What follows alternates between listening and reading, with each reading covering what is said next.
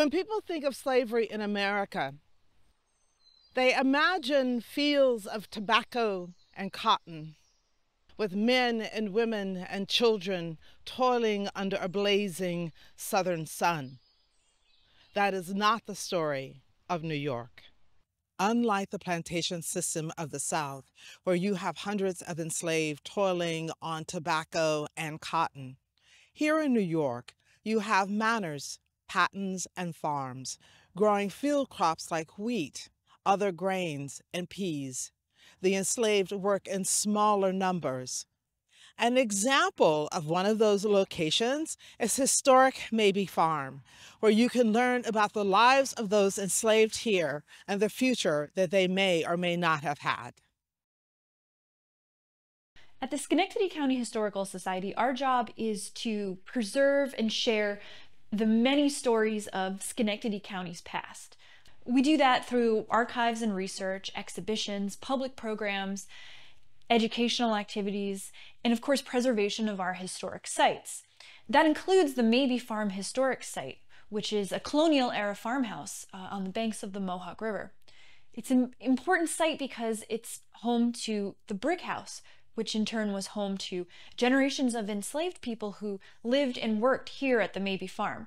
They're often left out of the historical narrative, and the house is an important tangible connection to their story and helps us conceptualize a little bit about what their lives may have been like.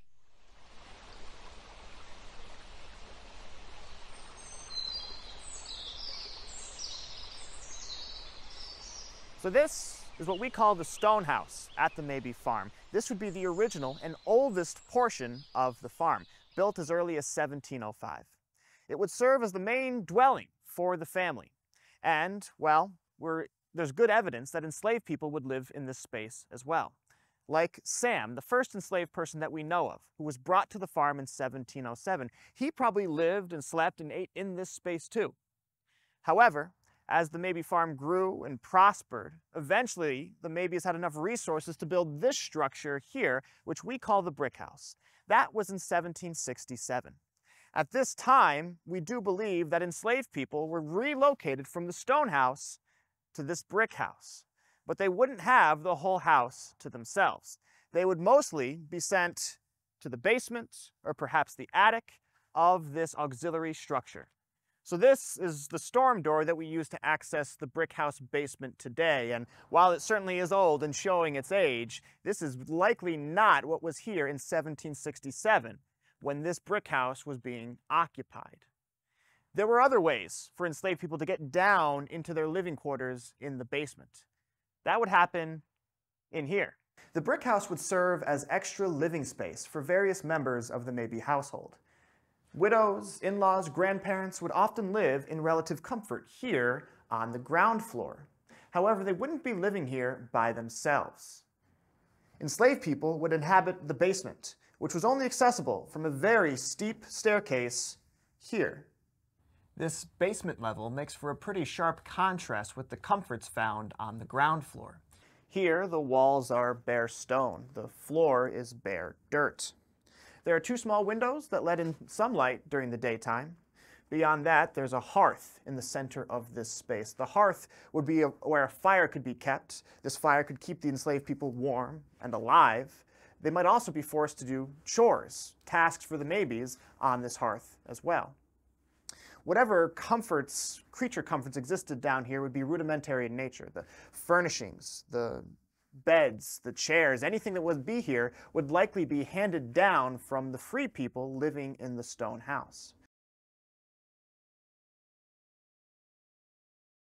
It is easy for us to ask, why don't they escape?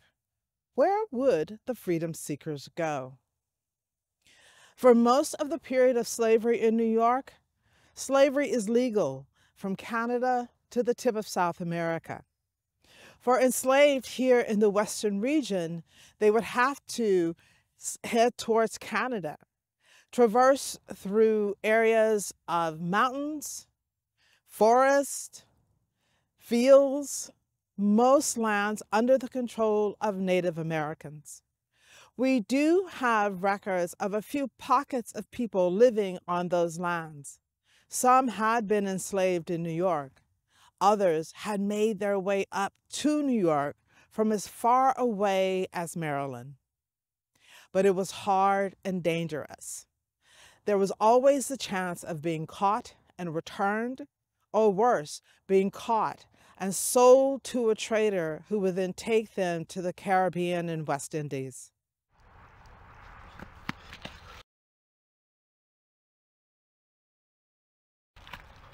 In 1798, we first learn of a man known simply as Cato. You see, Cato was not enslaved here at the Mabee farm, but was instead jointly owned by several relatives to this branch of the Mabee family. In 1798, Cato decided that he would seek his own freedom. He would seek to self-emancipate, or as they would say in layman's terms, he ran away. And we don't know his motivations for doing this. Were the Mabees who enslaved them, were they particularly cruel taskmasters, or did he just want to seek his freedom somewhere else? We don't know his motivations. We also don't know the route that he took or how far he got. Perhaps he avoided the major thoroughfares, stuck to trails and places where no one would look. Perhaps he traveled only by night to avoid detection. Again, these finer details of the journey we don't know. What we do know is that this journey was fraught with danger, and that he risked very severe punishment for doing this. From 1798, we have an advertisement soliciting his recapture, and there's a reward, $30, a hefty sum for who could ever return Cato to his enslavers. Unfortunately for Cato, we do know that he's not successful in staying free for long. By 1800, we know that he's been captured because he's sold from those relatives to these Mabees, and he would come to live at this site, the Mabee farm. He would spend the next few years of his life at least working and laboring here at the Mabee farm.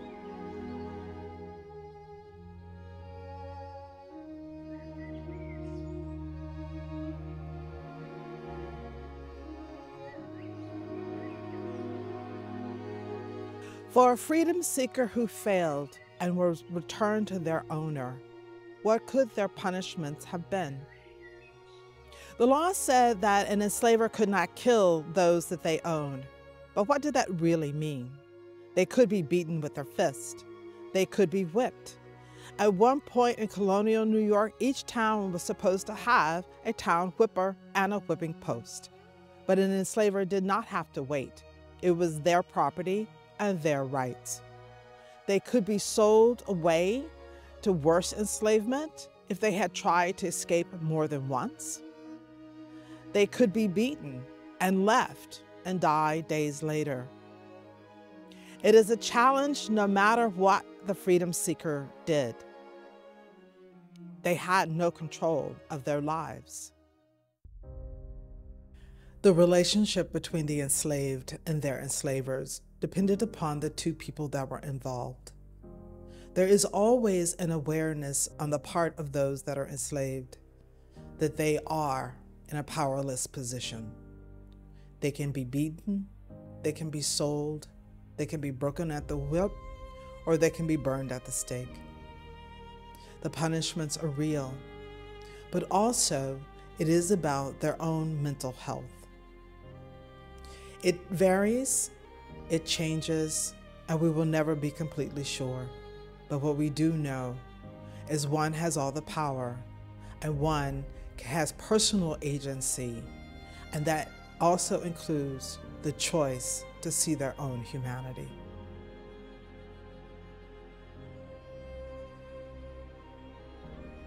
In 1755, we know of one particularly interesting anecdote from Jack's life, where he was sent far from this place, the Mabee farm, far to the north during a time of war. You see, in 1755, we have the outbreak of the French and Indian War, and British-American military men were marching to where there'd be a great battle at a place called Crown Point. Now, Jack was not a soldier, he was not a fighting man, but he was sent by the lady of this household, Katrina. She sends him to help move supplies and stores and various necessary things for the British military. As they marched far to the north of Albany, along the Hudson River to a place called Fort Edwards. From there, they would move the supplies from Fort Edwards, where they left the Hudson River, to Lake George, where Fort William Henry stood. And for 4 days he did this, no doubt worried about all sorts of dangers that could have befallen him, whether it was the very real danger of warfare, an enemy attack, a raid, an ambush, or perhaps even just the wild elements of this Adirondack wilderness in which he found himself. And of course, regardless of who won this conflict, whether the British or the French emerged victorious, Jack knew that he was likely to remain a slave for the rest of his life. Enslavement is arduous and hard for both men and women, but a woman has an additional layer to deal with once she becomes pregnant, whether by choice or by force. She now has a person that she is responsible for that she has no control over whatsoever. Unlike the South, enslaved in New York are not encouraged to start families. Children are taken away from women as early as 3 years old, and this was common practice. New York does not have a breeding society. For New Yorkers, enslavement is labor, and they want them to work as often as they are able without any hindrance, including those of children.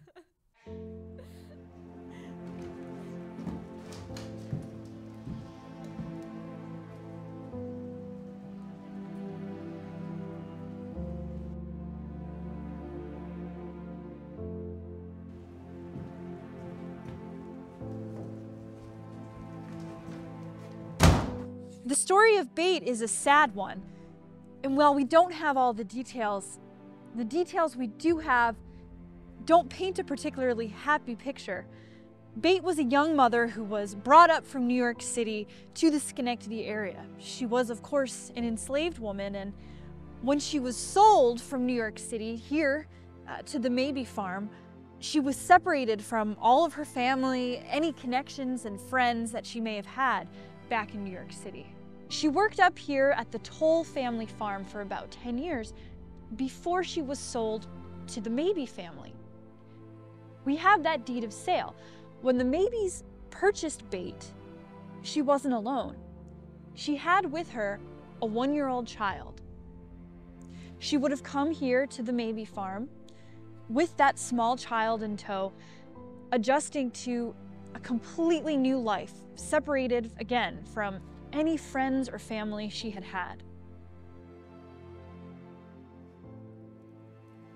We all have an idea of what it means to be a good mother, but what does that mean to an enslaved woman who has no control of her life or those of her children?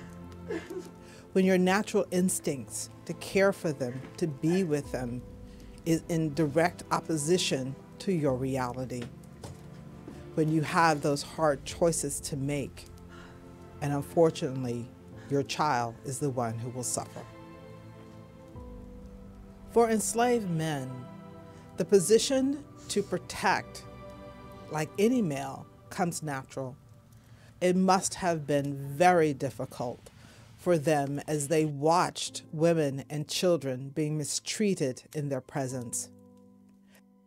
They are powerless to protect them unless they're willing to put their own lives on the line.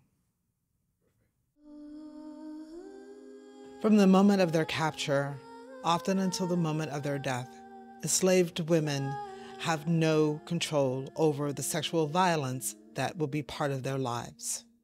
In the castles, on the boats, even years later, as mature women, rape is a constant part of their lives. Very early in New York runaway ads, we have young enslaved people suddenly described as yellow. It is the presence of the mixing of the cultures. By choice? Probably not, but they are there. So when it comes to uncomfortable and difficult subjects like sexual violence, these things typically aren't found in traditional historical records. So we don't know for sure if anything like that happened here at the Mabee farm. Unfortunately, from anecdotal evidence, we do know that things like this happened in our area, in Schenectady, during the period when slavery was legal. There's at least one anecdote from a woman named Julia A.J. Foote. Now, she was born as a free girl here in the town of Schenectady, and she grew up in the 1820s. Her mother, however, had been enslaved earlier in her life, and Julia's mother, unfortunately, was often the target of sexual advances by the master of that household. According to Julia, her mother was able to resist this unwanted advance, but was punished for doing so with a severe whipping on her back. So whether she was or was not successful in resisting, she still faced severe violence in this household. The skill sets of enslaved women varied greatly. Often, they were given the heavier tasks, the more dangerous tasks: cooking, washing, candle making, soap making, working during butchering season. But that did not mean that they did not do some of the lighter tasks. In runaway ads, we also see them listed as ladies' maids, seamstresses, knitters. But here on Mabee Farm, it was more likely that an enslaved woman, like Bates, would be doing things like the daily cooking, particularly when there is such a large family involved. Like any household with servants, it was very common for an enslaved person, be that a boy in full livery or a woman in simple work dress, to stand at attention and to be available for the family during mealtime. It is during this time that they will act as a standard waiter, putting food on the table, clearing the table, doing whatever their owner requires. Following the meal, they were probably given time then to eat on their own. Perhaps parts of the leftovers from the meal that they had served, or a dish much simpler and coarser made specifically for them. How many hours during a day or a week would an enslaved person work? That depended on the family that they were working for. That also depended upon the position that they had. Key roles like the cook, the valet, the lady's maid are working the longest hours. The cooks are the first ones up, the last ones to sleep. A valet or a lady's maid is on call whenever their owner needs them. Someone working in the fields will probably work from the moment the sun rises until they can no longer work because they cannot see. Holidays, we do have records that indicate that they were given time off around New Year's Day. We also have one of the country's most unique holidays, and the oldest documented one within the African culture, is Pinkster. Here in New York, they were given anywhere from 3 to 5 days off. Pinkster happens late spring, early summer. It is a time when both Europeans and their enslaved Africans will take a moment's rest before the heavy work of the summer will begin. The position of a nanny or someone to take care of the children was a common place where you would find an enslaved woman. Managing their owner's children, feeding them, sleeping beside them, caring for them when they were sick, often meant that they could not care for their own children. Enslaved boys and girls grew up with their owner's children, but at some point around the age of 3 to 5, those children had to be separated. One had to learn that they were inferior or superior to the other. Many children were given a companion of the same age when they turned 6. At some point, though, that enslaved child is being trained to be their body servant, often part of their lives for most of their lives. The story of Bate doesn't end there, though. She only lived here at the Mabee farm for a few months. By the end of 1779, the Mabees made the decision to sell Bate back to the Toll family. We have that deed of sale as well, and it shows Bate going back to the Toll family farm by herself. The small child is completely absent from the historical record from that point on. It of course leaves us to wonder, what became of that child? Did that child grow up here enslaved at the Mabee farm? Perhaps the child never made it past the age of 1 year old and is buried somewhere in this area. Regardless, we know that the mother, Bate, and child were separated at the child's young age of just 18 months. Who was the father of the child? What was that dynamic like? Also questions that are lost to time. We wonder how Bate may have felt coming to this farm with this child, unsure of what her future might hold.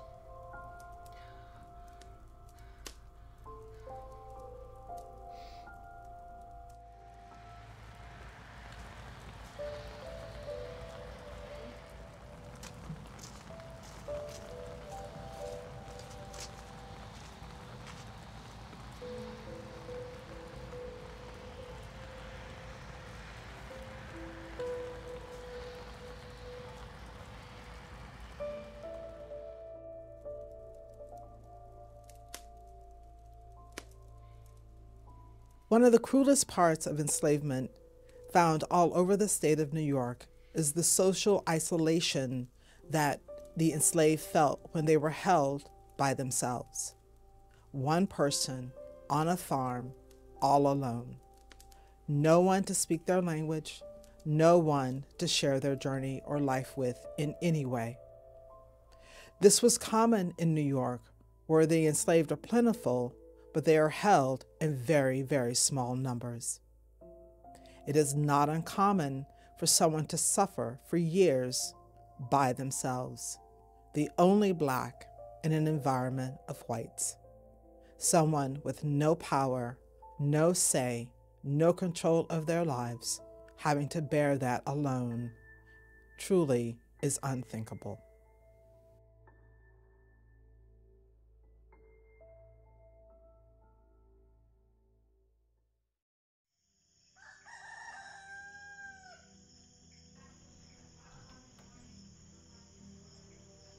In 1755, the head of the Mabee household, Jacob Mabee, is on his deathbed. This would be a time of great apprehension for the 5 enslaved people that we know lived on the farm at that time. You see, they didn't know what was going to happen to themselves after Jacob died. They were included as part of his property that had to be disposed of one way or the other, along with the house, the furnishings, the farm tools, the farm animals. So they didn't know whether they would stay here or be sent far across the state, the country, to who knows where. Now, in the will of 1755, Jack is mentioned, and he's given to one of Jacob's sons. In fact, each of Jacob's 4 kids received 1 enslaved person as part of their inheritance. His soon-to-be widow, Katrina, received the 5th enslaved person.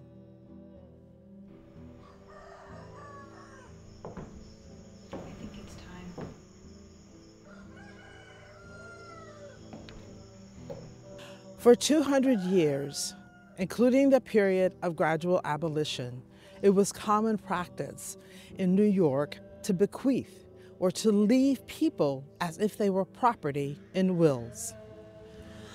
This gift would separate families, friends, destabilize long existing communities within any individual property, sending children in one direction, their parents in another, or they would be used to pay debts. This practice would continue during the period of gradual abolition and affect those who had been reclassified as indentured servants. They would still be bound to their mother's enslaver and whomever the will would dictate. Across the state of New York, it was common practice for the enslaved Africans and their descendants to be buried separately from their enslavers. The rules around the movement of the enslaved meant that the burials had to happen during the day, and often no more than 3 people could gather together to lay someone to rest. Often they were laid to rest on land that was rocky, marshy, or unwanted. Most of these burial grounds, because they were unmarked, have been lost to history. Others have been destroyed by development. So the cemetery at the Mabee Farm today hosts many graves from the Free family, the Mabees who lived here and, well, who died here as well. The oldest of these graves date back to the 1770s. Absent from this spot would be any graves or any remembrances of all of the enslaved people here at the Mabee Farm. Their burial plot, unfortunately, has been lost to time. We've had ideas and we've done a lot of work in the past to try to locate and confirm these suspicions. Unfortunately, any searches we have done, even enlisting the use of ground-penetrating radar, haven't really found any hard evidence. We do still intend to work on this, and we have several leads that we're currently pursuing. But this will take some time to uncover, if we are ever successful, where the enslaved people at the Mabee Farm were finally laid to rest. Current legislation in New York does not protect any unmarked burial ground where the remains are not those of the indigenous population. This legislation has the ear and the eye of preservationists across the state working to change that. It affects not just European burial grounds like those of Rev War soldiers, but it also heavily impacts the unmarked burial grounds of the enslaved. It is important that we keep an eye on where they have been laid to rest. When remains are found, they need to be analyzed so they can then be properly marked and noted. In 1799, New York legislature passed the Act for Gradual Abolition. It would take 28 years for the legal end of slavery to happen. In 1817, they passed an additional law, the Act for Servants and Slaves. Those two acts or laws combined meant that on July the 4th, 1827, slavery no longer existed in the state of New York. But that did not mean that all those held in bondage were free. Many had been reclassified as indentured servants and would continue to serve well into the 1840s. Life is not easy for the newly freed.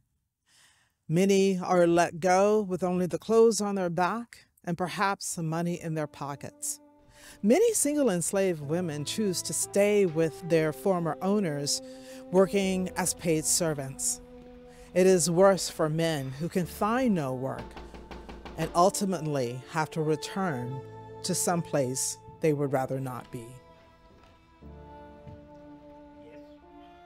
In the early 19th century, as slavery is gradually abolished here in the state of New York, and Schenectady's enslaved population is gradually turned into a free black population, we actually see a remarkable phenomenon.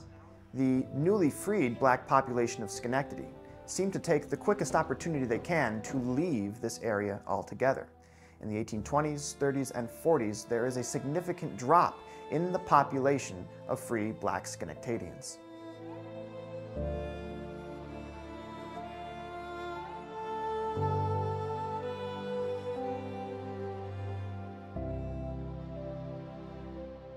The effects of 200 years of slavery in New York is still being felt today. From redlining, housing discrimination, education, jobs, medical care, the list goes on and on. But it is the issues between the races that truly cannot be healed until we embrace the fact that slavery is the foundation of our country, whether we lived in the North or in the South.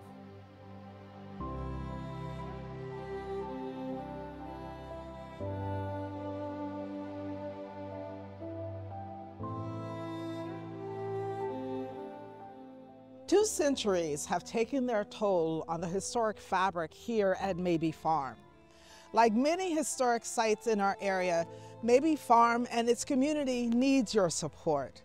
As we approach the 200th anniversary commemorating the end of legal enslavement in New York in July of 2027, we invite you not to wait till then. Come now.